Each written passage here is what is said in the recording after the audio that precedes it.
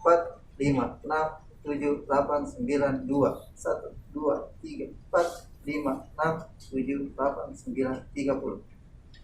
Nah, yang saya ajarkan om-om semua dan ada sampai cantik satu, bahwa kita ini semua yang ada di ruangan ini itu orang awam biasa. Coy dokter, ada 2 dokter.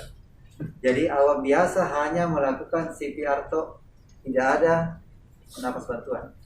Kecuali kalau misalnya yang korban itu keluarga dekat kita yang kita tahu hitungannya 30/2. Jadi begitu kita tekan 30 dikasih nafas bantuan 2 kali. Gitu. Setiap 2 menit. Jadi kalau hitungannya itu 5 siklus, 5 kali penekanan. Setelah itu 5 kali cek lagi nafas, cek nadi. Setelah 2 menit cek 5 menit itu 2 menit itu harus pasti 5 siklus. Itu mod ke modnya itu harus semua mulutnya kita masukkan kalau untuk tidak pakai alat. Jadi kita jepit ini hidungnya, semua mulut kita masuk, khusus mulut saja yang masuk ke dalam, kasih nafas bantuan 2 kali. Jadi kita tiup, kita angkat sedikit, ini saya pakai alat sambil kita lihat ini. Kalau kita tiup tapi ini dadanya tidak mengembang, sama aja, artinya ini pasti tertekuk, jalan nafasnya tertekuk. Ini lurus saja ini. Kita angkat sampai kita lihat dadanya.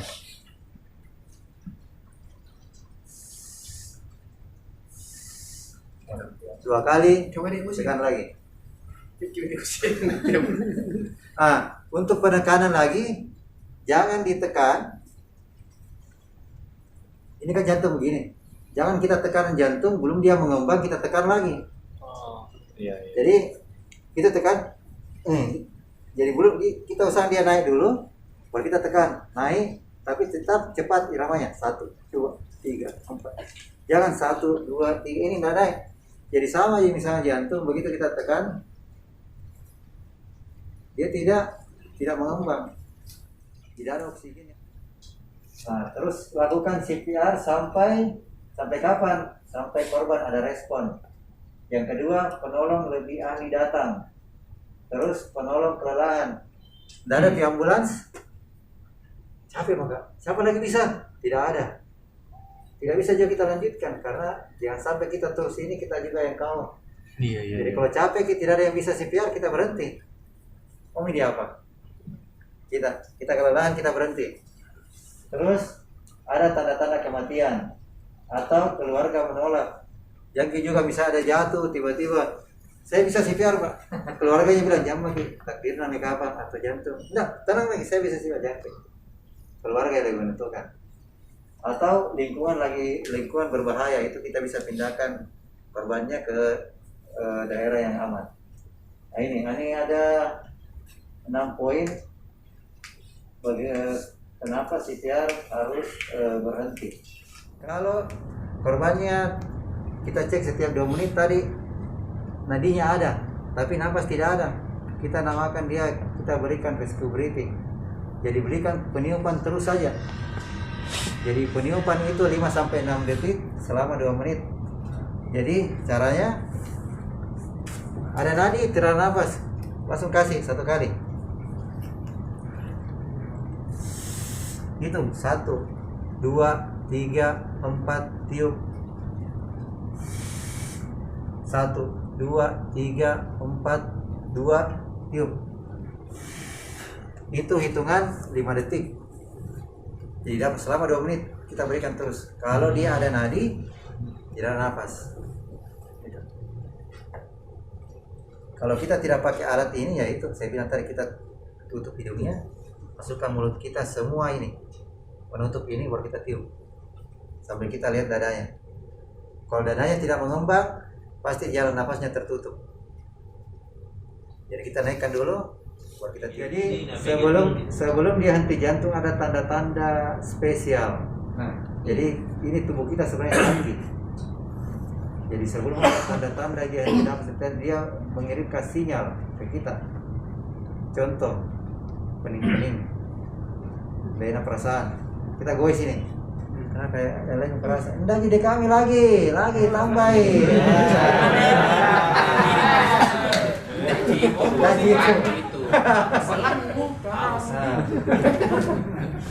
Tapi kan canggih kalau ada di ya. Jadi apalagi kita tidak punya heart rate yang bisa melihat kita punya detak jantung, nah itu bahaya. Terus sudah itu berpunang-punang, yang baik sudah ke hitam nih. Nah itu yang bahaya. Kalau masih bisa cepat jadi begitu punang-punang, sebenarnya berhenti. Bukan berhenti, goes, tapi dengan digit nanti di bawah standar lagi. Mungkin 130, misalnya dari 180, 190. Sudah ada tanda-tanda begitu, kasih normal lagi sampai 140. Sebelum ada sinyal-sinyal dari tubuhnya kita ini menilai, kasih sinyal-sinyal, pakai istirahat ini jantung. Yang paksa sekali kan pakai istirahat. Dikasih sinyal-sinyal, terbayang kenapa ini anu. Terus tiba-tiba mengantuk. Terus kalau terus dipaksa hitam, sudah tiba-tiba sudah sadar. Jadi canggih itu buta. Jadi kalau ada sinyal-sinyal begitu ya kasih turun cepat. Pernah kalau usia gaji. Jadi perasaan itu. Punya kasih saja. Tambahin. Paling bisa baru dia juga. Gitu. Jadi saya teman-teman om semua di sini ada Tante Jo. Kalau ada sinyal-sinyal begitu, kalau memang tidak dari tanjakan kita tidak bisa berhenti ke saya. Terus kalau tidak bisa itu langsung kaki kita kasih ke atas. Jadi kita baring, terus kenapa harus kakinya ke atas? Biasa orang kakinya kasih ke atas kakinya. Jadi kan darah ini semua ini, jantung yang memompa ke seluruh bagian tubuh kita. Nah, sama aja misalnya kalau kita angkat ini tuh, begitu dia kembalinya cepat sebenarnya kembali. Biar cepat langsung masuk mengisi ke otaknya lagi. Biar cepat. Terus kalau ketat-ketat, kita longgarkan, kita hirup lagi udara banyak-banyak, biar oksigennya lagi kembali ke otak, lanjut lagi ke waistline. Karena jangan sampai karena kita paksa lagi akan terjadi yang ya tiba-tiba jatuh. Orang ngomong tuh kalau kecapean berhenti, jangan tiduran, tapi duduk. Tapi kalau melihat Om tadi kaki di ke atas, berarti kan si darah alirannya cepat ke kepala kan? Iya. Nah kalau itu beneran kalau Betul. Maksudnya jangan tiduran, kan tidur beda sama ini baring. Dia tetap tidur, terus kakinya di atas, aja ngomong. Karena kenapa kalau dia tidak aja ngomong tidur bisa bablas. Kenapa kita harus aja ngomong? Kan biasa orang begitu, ketika ada kecelakaan atau jatuh, dia ngomong terus orang bilang jangan kau bicara dulu, temamu ini Kenapa kita harus aja ngomong supaya dia tidak pikir ini ya? Dia konsentrasi di apa? Supaya kita juga tahu. Kenapa kau tadi? Siapa namamu? Padahal kita tahu Ji. Tapi kalau dia sudah jawab ngawur, kita sudah tahu ya. Sudah mulai nih. Shock. Sudah ada tanda-tanda shock. Supaya kita bisa tahu teman kita ini atau siapapun itu dia masih sadar apa tidak. Dia aja ngomong supaya konsentrasinya di kita. Karena kalau tidak, ya beberapa kejadian bukan juga sepeda, ada motor cross juga.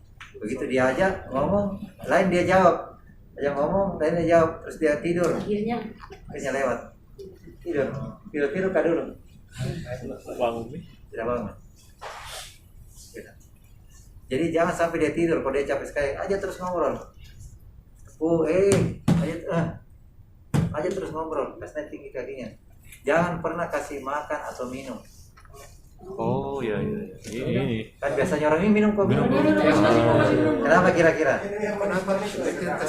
Nah, karena kalau dia tidak sadar, bukan lagi dia langsung minum, tapi airnya itu bukan air minumnya itu masuk di paru-paru. Kenapa dia tidak boleh diangan? Biasa kita kalau orang pingsan kan kasih minum tahu. Biarkan dulu dia sadar, dia enak perasaannya, bagus nih. Baru diajak ngobrol, baru dikasih.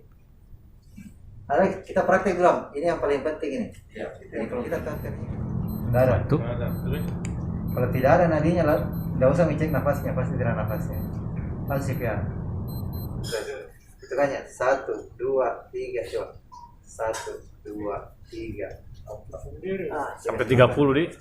Nggak usah digenggam, biarkan dia buka ya. 2, 3, 4. Prosedurnya. Sayang.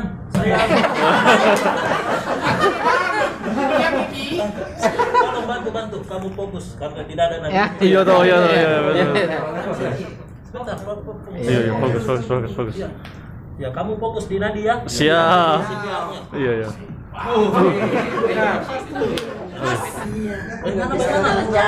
Sudah. Alhamdulillah.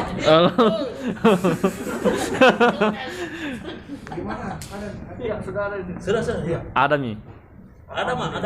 Oh ya. Ada. Kasih cepat lagi Om. Yang penting dia mengembang full ke atas, baru tekan lagi. 2, 3, 4, mantap. Iya. 1, 2, 3.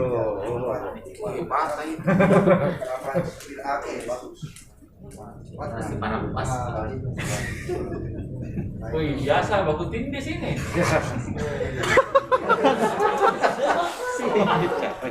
Iya. Biarkan dia mengembang dulu, baru tekan lagi. Jangan tekan terus. Biar dia mengembang. Ya. Jadi kalau kita mau CPR, semakin dekat kita ke korban semakin enak. Jangan jauh. Akan capek. Semakin dekat kita semakin enak. Ya, oke. Tekan pakai mesin dia. Mantap. Oke,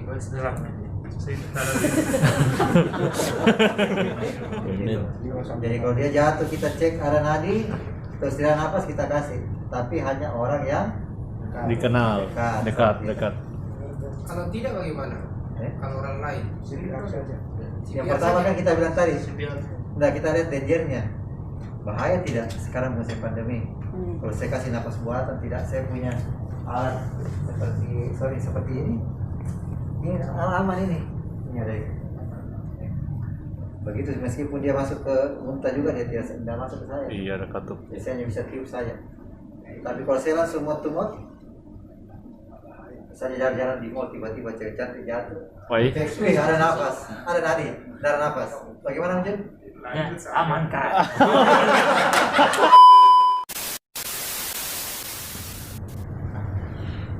Kita masuk.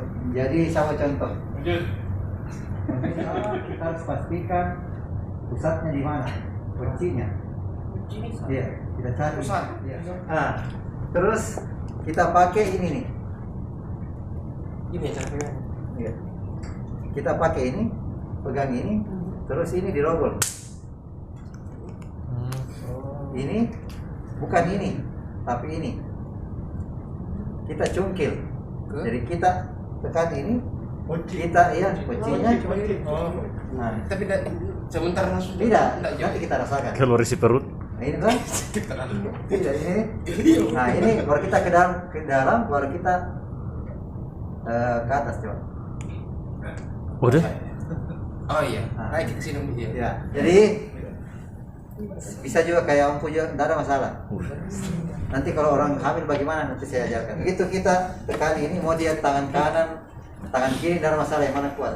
Kita tekan ke dalam, baru kita kunci ke atas. Jadi kasih ke atas, supaya diafragma ini membuka ke atas ini. Membuka. Keras, bukan keras. Ya, keras. Satu kali saya. Biasanya itu satu kali keluar nih. Terus bagaimana kalau sendiri ini? Sendiri bagaimana? Kita makan sendiri, tiba-tiba kita ambil saya kursi. Sampai kita saya ini posisi di mana? Kasih bertarik.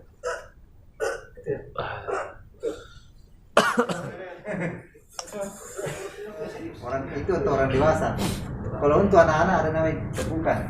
Jadi kalau anak kasih saya, kalau anak kecil bisa langsung disimpan di nota begini. Terus dia ini pundaknya disapu, diputar dari pukul. Oh. Orang dewasa juga bisa sebenarnya, cuma lebih bagus yang tadi. Ini Cerita. ini. Oh. Jangan dipukul begini, tapi di setrika. Oke, terima kasih Om Imran, terima kasih banyak atas ilmunya. Semoga mendapatkan pahala. Amin.